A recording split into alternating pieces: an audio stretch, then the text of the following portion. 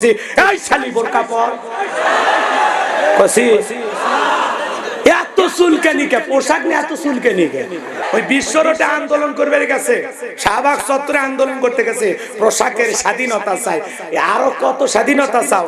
Half pant পরে ঘুরতেছো, জিন্সের pant পরে ঘুরতেছো, মাঝে মাঝে ঢাকা শহরে গেলে মনে হয় আমি লন্ডনে আছি।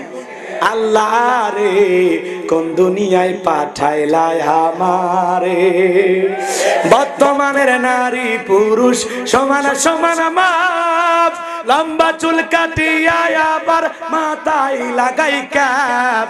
আল্লাহ রে কোন দুনিয়ায় পাঠাইলা আমারে, জিন্সের প্যান্ট শার্ট পরিয়া রাস্তা হাইটা যায়, পুলানা মাইয়া ওইটা সেনা বড় দায়।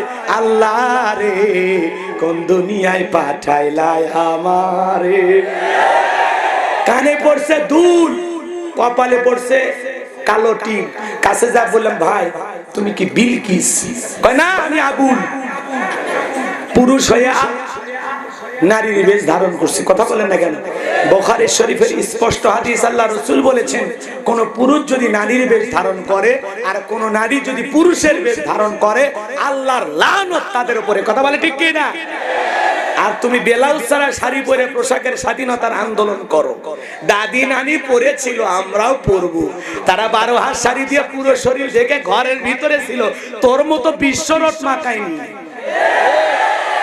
কথা বল না কে? ওই বিশ্বরোডে আন্দোলন করবে গেছে, শাহবাগ চত্বরে আন্দোলন করতে গেছে, পোশাকের স্বাধীনতা চাই। আরো কত স্বাধীনতা চাও?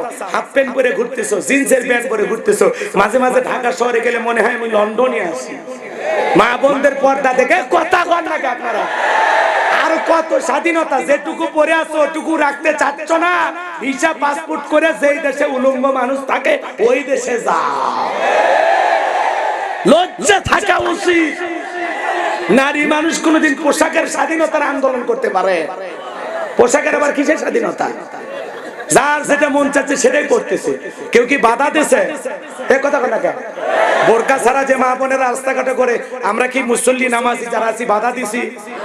আমরা খালি উপদেশই দিচ্ছি, মা বোরকা পরো, পর্দা করো। এখনো মা মা বলতেছে, আমরা কি ধমক দিছি এই শালি বোরকা পর? কসি এত চুলকানিকে পোশাক নিয়ে এত চুলকানিকে, কথা কর না কেন? পোশাক একটা মর্যাদার বিষয়, গৌরবের বিষয়, কথা বলেন না কেন? পোশাক একটা মানুষের সৌন্দর্য ফুটিয়ে তোলে। আর তোমার পোশাক ছাড়া উই একেবারে করছে, আমার দাদি নানি শাড়ি পরেছিল ব্লাউজ ছাড়া, উই একেবারে এমন শাড়ি এমন কায়দায় পরেছে পুরো পিঠটা ফাঁকা রেখেছে, মানে কাতার বিশ্বকাপ আর পিঠের ওপর। তোদের মতো নারীর লজ্জা শরম নাই। আর তোমরা যে কি ওটা জাতির মানুষ বোঝে। কোন সম্ভ্রান্ত ভদ্র ফ্যামিলির মেয়ে বোরকা ছাড়া রাস্তাঘাটে বের হতে পারে না। যে নারীর ভিতরে সামান্য লজ্জা শরম আছে ওই নারী কোনোদিন বোরকা ছাড়া রাস্তার বাইরে যাবে না। আল্লাহ বলেন অকরনা ফি বুয়ুতিকুন্না ওয়ালা তাবাররাজনা তাবাররুজাল জাহিলিয়াতিল উলা। খবরদার খবরদার নারীরা, তোমরা ঘরের ভিতরে অবস্থান করো ওই জাহিলিয়াতের যুগের মেয়েদের মতো নোংরা অশ্লীল পোশাক পরে নিজের দেহকে প্রদর্শন করো না। যদি যাওয়া লাগে বোরকা পরে যাবে, পর্দা করে যাবে। একটা নারী যদি ঢিলাঢালা বোরকা পরে, হাত মোজা পা মোজা লাগায়া রাস্তাতে হেঁটে যায়, মনের অজান্তে শ্রদ্ধার সম্মানে মাথাটা নত হয়ে আসে। আর তোদের মতো উলঙ্গ পোশাক পরে যারা যায় একবার তাকায় আর তাকায় না। তাকাবে কারা? গাঁজাখোর, মদখোর, চরিত্রহীন লম্পট যারা। কোন ভালো মানুষ তোদের মতো মহিলার দিকে তাকাবে না। আমাদের মতো পুরুষ তাকাবে? কিয়ামত হয়ে যাবে, তাও তোর চেহারা দেখবো না, প্রয়োজনে চোখ অন্ধ বানিয়ে দেবো, তা তোর মতো মহিলার দিকে তাকাবো না। কথা কা? আমরা তাকাবো তাদের দিকে যারা প্যাকেটিং হয়ে থাকে। কথা কন না? জানেন এই প্যাকেটের ভিতরে মানুষটা কত সুন্দর না, কারণ নারী পর্দার ভিতরেই সুন্দর। কথা বলেন না কেন? এই জন্য মা বোনেরা পর্দা করলে তার সম্মান মর্যাদা বাড়ে। আর ছেলা কলার মতো ঘুরবেন, মার্কেটে দাম পাবেন না। আল্লাহ বোঝার তৌফিক দান করুক। সরে কোন আমি রাগ করতেছেন মনে হয়? হ্যাঁ, একটা মেয়ে যদি ছোটবেলা থেকে বোরকা পরে এলাকায় বড় হয়ে যায়, এলাকার মানুষ মোটরসাইকেল দিয়ে লাইন দিবে এলাকায় যে তোমার মেয়ের আমি বিয়ে করব, না জানি এই প্যাকেটের ভিতরে মানুষটা কত সুন্দর। এই জন্য পর্দাতেই নারীকে সুন্দর বানায়। আর নারী শুধুমাত্র সাজসজ্জা করবে দুনিয়ার একটা পুরুষের জন্য, ওই পুরুষটার নাম হলো স্বামী।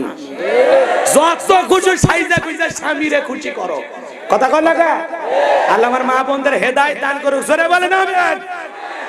এই জন্য পর্দা হলো নারীর মর্যাদার বিষয়, গৌরবের বিষয়। মনে রাখবেন, যে জিনিস যত দামি তার প্যাকেটে তত দামি। পর্দা হলো নারীর সিকিউরিটি, পর্দা হলো নারীকে নিরাপত্তা দেবে, পর্দা নারীর সম্মান মর্যাদাকে বৃদ্ধি করবে, আর পর্দাশীল নারীর উপরে আল্লাহর রহমত নাজিল হয়।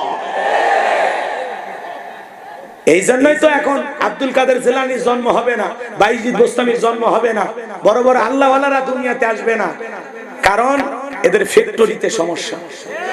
কথা বল না কেন? আল্লাহ হেদায়েত দান। মন খারাপ করতেছেন নাকি? পিঠ পেট বাই করে রাস্তাঘাটে ঘুরে বেড়াবে, এতে আল্লাহর ওলি জন্ম নেবে? এই জিনিসটাই বললাম, আবার আপনারা উল্টা পাল্টা বুঝছেন না। বস কি বোঝেন? লাম খালি মিম খালি নুনের ওপর এক নক্তা, পেট খালি পিঠ খালি ভাবির কপালে ডিজিটাল ফোটা। ওই রং ঢং করে সাজা বেড়ালে কোনোদিন আল্লাহওয়ালা ওই পেট থেকে আসবে? আসবে কে? নাস্তিক, বেঈমান, আসবে হারামি, সন্ত্রাস, ক্যাডার, মাস্তান। কথা কন না কে? মা যেমন সন্তান আসবেও তেমন। কথায় আছে যে এদিক খেয়াল করেন, ক্ষেত ভালো তো ফসল ভালো, মা ভালো তো সন্তান ভালো। আমাকে একটা শিক্ষিত মা দাও, আমি একটা শিক্ষিত জাতি উপহার দেবো। কথা বলে ঠিক কিনা? যাই হোক, সময় তো পাবো না, এই জন্য হালকা একটু দিয়ে গেলাম। চলেন সামনের দিকে যাই। কষ্ট হচ্ছে মনে হয় আপনাদের, বিরক্ত হইতেছে আমার ভাইরা? তাহলে সালাত আদায় করতে হবে মনোযোগ দিয়া। কতটা মনোযোগ? সাহাবা ইকরামদের মতো মনোযোগ, মনে থাকবে?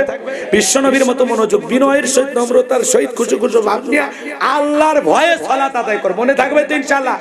এই যে নামাজ পড়তে পড়তে কিছুক্ষণ মানুষ এদিক ওদিক তাকায়, কেউ ফ্যানের দিকে তাকায়। ও চাচা, আপনি নামাজ নিয়ত ছেড়ে দেন তো, আগে ফ্যান গনেন। মসজিদে কয়টা ফ্যান আছে গনেন, কারণ মরার পরে ফেরেশতারা মনে এটাও প্রশ্ন করবে, তোমাদের মসজিদে ফ্যান কয়টি ছিল? তুমি নামাজ পড়তে করতে ফ্যানের দিকে তাকাও। ও চাচা, এদিক ওদিক তাকাও, এই দেওয়াল ওই দেওয়ালের দিকে দেখো। এগুলো করা যাবে? এক মুরব্বী এত তারা উড়ে করে ওযু করছে, এক ঠ্যাং না ধুয়ে মসজিদে ঢুকছে। টাইসালা মসজিদ, পিছলে খায়, চাচা একদিক লঙ্গি একদিক, তাও বলে আল্লাহু আকবার। মানুষ বলে চাচাকে লঙ্গি ঠিক কর, কয় না আগে জামাত ধরি। এরকম তাড়াহুড়ো করে নামাজ পড়লে হবে না। 2 রাকাত 2 মিনিটে পরে 4 রাকাত 4 মিনিট, এই 4G 5G গতির নামাজ আল্লাহর দরবারে কবুল হবে না।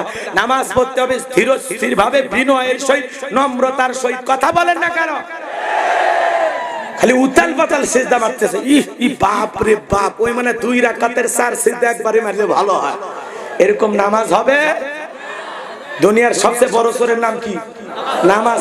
তো নামাজের ভিতরে চুরি করা মানে কি? রুকু সিজদা ঠিকভাবে করে না, মাজাও সোজা করে না রে ভাই, আছে না নাই?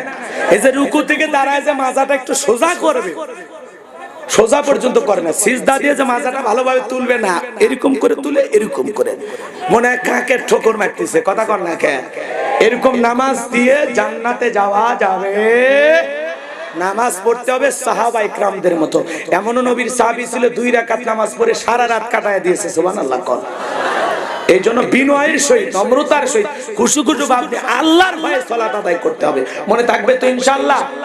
মনে মনে সালাত আদায় করব, মসজিদের ভিতরে দাঁড়াইয়া মনে মনে এটা খেয়াল করব, আমি সালাত আদায় করতেছি, আমার আল্লাহ আমাকে দেখতেছেন। সুবহানাল্লাহ বলবেন না? আমি সালাত আদায় করব আর মনে মনে ভাববো, এই আসরের নামাজ আমার জীবনের শেষ নামাজ। আমি মাগরিব পর্যন্ত আল্লাহর দুনিয়াতে বেঁচে নাও থাকতে পারি। প্রত্যেকটা ওয়াক্তে যদি মনে করতাম এটাই জীবনের শেষ নামাজ, তাহলে আমাদের নামাজগুলো সুন্দর হবে। কথা বলেন ঠিক কিনা? আর এই নামাজগুলো আল্লাহর দরবারে কবুল